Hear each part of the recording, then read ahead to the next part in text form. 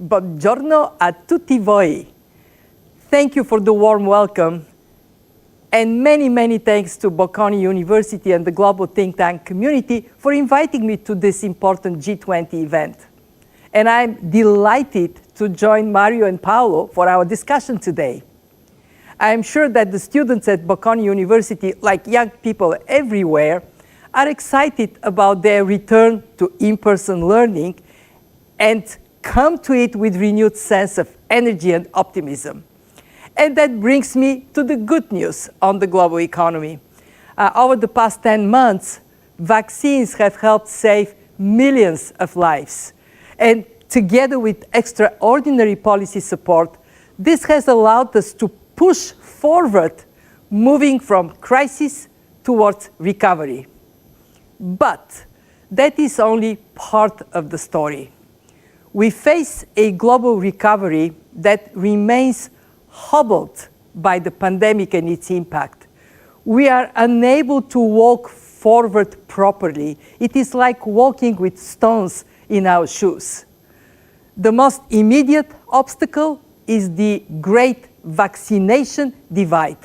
Too many countries with too little access to vaccines, leaving too many people unprotected from COVID. At the same time, countries remain deeply divided in their ability to respond, in being able to support the recovery, and their ability to invest for the future. But we cannot secure a stronger recovery everywhere and shape a better post-pandemic world for all unless we work together to overcome these divides. And this will be the focus of our annual meetings next week. Let's look at the economic picture. In July, we projected global growth at 6% in 2021. As you will see in our updated World Economic Outlook next week, we now expect growth to moderate slightly this year. But the risks and obstacles to a balanced global recovery have become even more pronounced. The stones in our shoes have become more painful. I will focus on three of them. The first is the divergence in economic growth.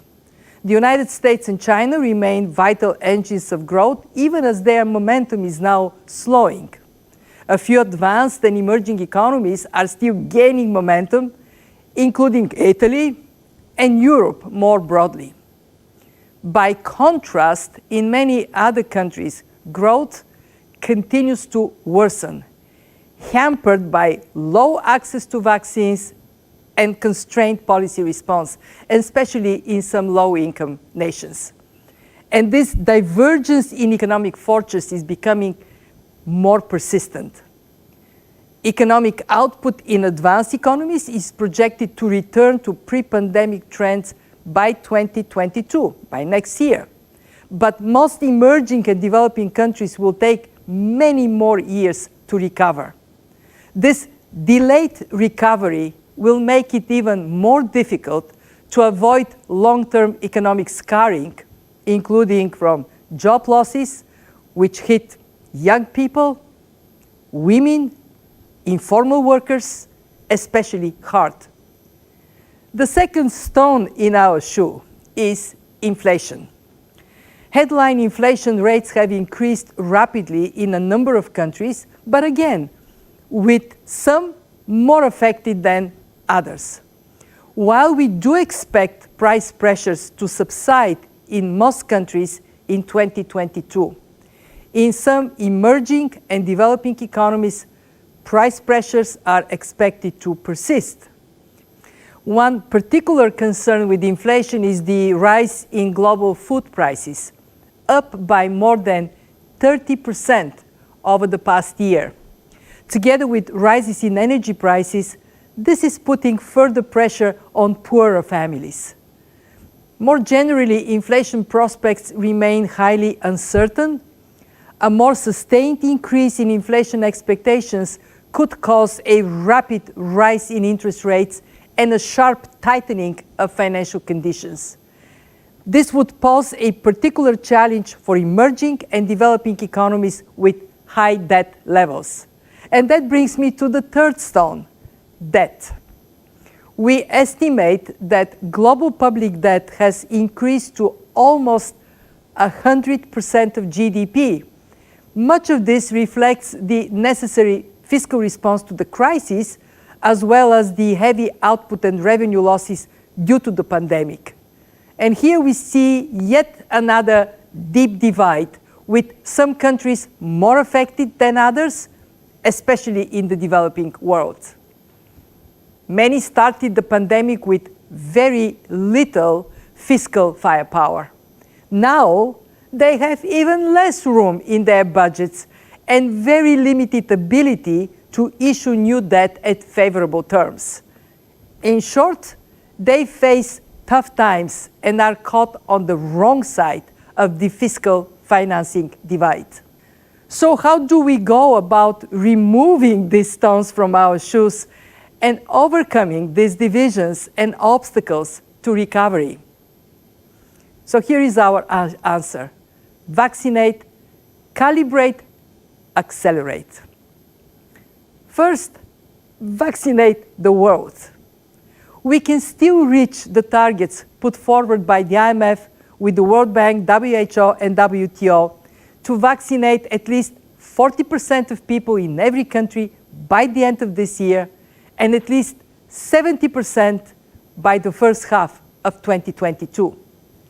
But we need a bigger push. We must sharply increase delivery of doses to the developing world. Richer nations must deliver on their donation pledges immediately. And together, we must boost vaccine production and distribution capabilities, remove trade restrictions on medical materials. In addition to vaccines, we must also close a $20 billion gap in grant financing for testing, tracing, therapeutics. If we don't, large parts of the world will remain unvaccinated, and the human tragedy will continue. That would hold the recovery back. We would see global GDP losses rise to $5.3 trillion over the next 5 years. Let's go to the second piece of our answer. Calibrate policies to country circumstances.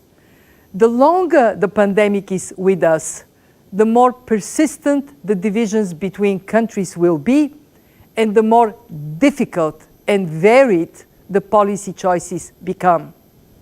Take inflation and monetary policy. Our view is that central banks can generally look through current inflation pressures and avoid tightening now.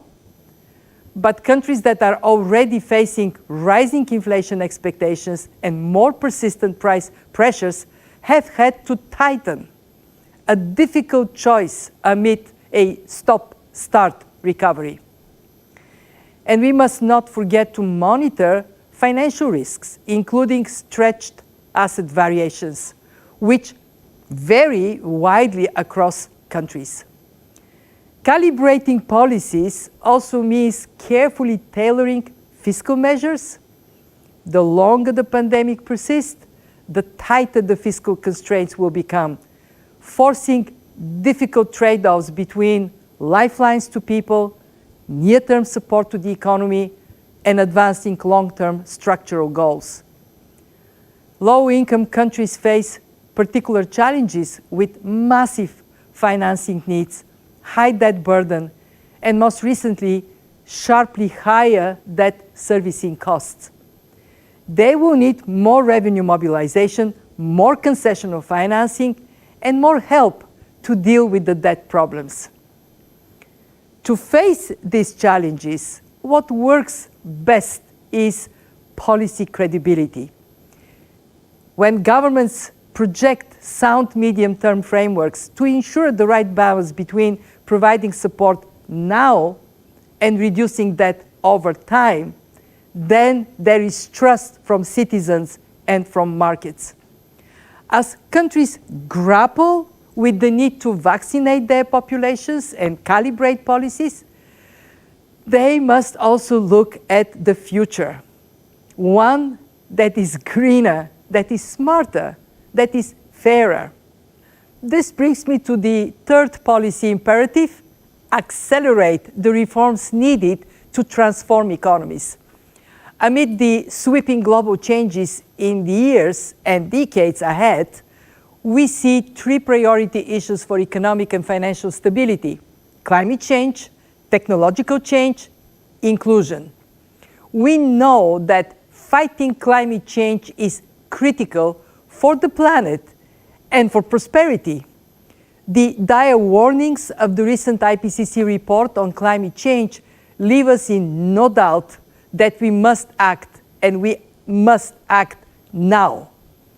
We need a robust price on carbon. We need substantial scaling up of green investment over the next 2 decades. And we need support for the most vulnerable within societies and among countries. This will help ensure a transition that benefits all, and one that is just. The green transition also presents huge opportunities: the shift to renewables, new electricity networks, energy efficiency, low carbon mobility. And to do this with a combination of supply policies, we can raise global GDP by about 2% this decade and create 30 million new jobs. And of course, private sector finance will be key, which requires stronger global efforts to improve data, disclosures, and taxonomies. The digital revolution also presents enormous opportunities. Scaling up digital infrastructure investment is key, combined with investment in people's education, in skills, in health, in basic research. This is how we can make economies more productive and more inclusive. To unlock this potential, we need fairer and more efficient tax systems. Completing the agreement on global minimum corporate tax is vital to help mobilize revenue for transformative investments. By working together, we can ensure that the transformation of the international monetary system benefits all. Just one example shows that digital currencies issued by central banks can reduce the time needed for cross-border payments to seconds and sharply cut costs. Clearly, the possibilities, but also the perils of new technology will need to be carefully managed. Given the enormity of the policy challenges to overcome these obstacles, we need decisive action at all levels, national and multilateral. For our part, we at the IMF remain a steadfast partner of our member countries. We are continuing to calibrate our financial support as well as our policy analysis and technical advice. And we will accelerate our own transformation to meet our members' evolving needs. We have stepped up in an unprecedented manner by providing 118 billion in new financing to 87 countries, and debt service relief to our poorest members. Thanks to the collective will of our membership, we provided a new allocation of special drawing rights of $650 billion in August. This is the largest issuance in the IMF's history in this crisis like no other. About $275 billion of the allocation went to emerging and developing countries where the needs are gravest. Countries have benefited immediately from holding the new SDRs as part of their official reserves, which can boost confidence and lower borrowing costs. And some already are using part of their SDRs for priority needs or planning to do so. Nepal for vaccine imports, North Macedonia for health spending and pandemic lifelines, Senegal to boost vaccine production capacity, and for Haiti, already facing a very difficult situation, the SDRs will help finance vital imports. Yet, there is more we can do to help countries remove the obstacles to recover. We can magnify the impact of the allocation, and we can ensure that more SDRs go to countries most in need. We are calling on countries with strong external positions to voluntarily channel their SDRs. This means getting SDRs into our poverty reduction and growth trust, increasing our ability to provide zero-interest loans to low-income countries.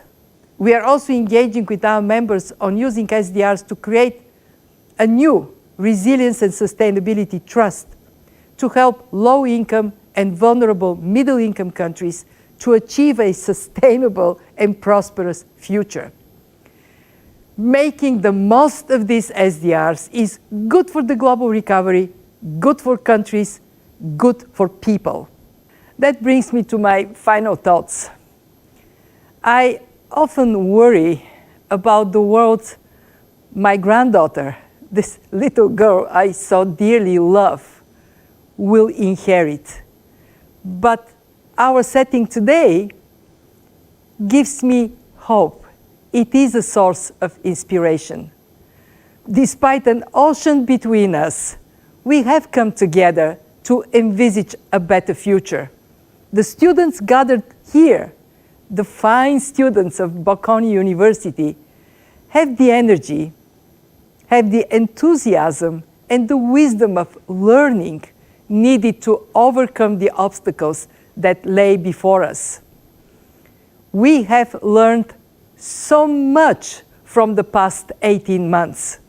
This extraordinary crisis has divided us, but it has also armed us with knowledge that allows us to think differently about our future.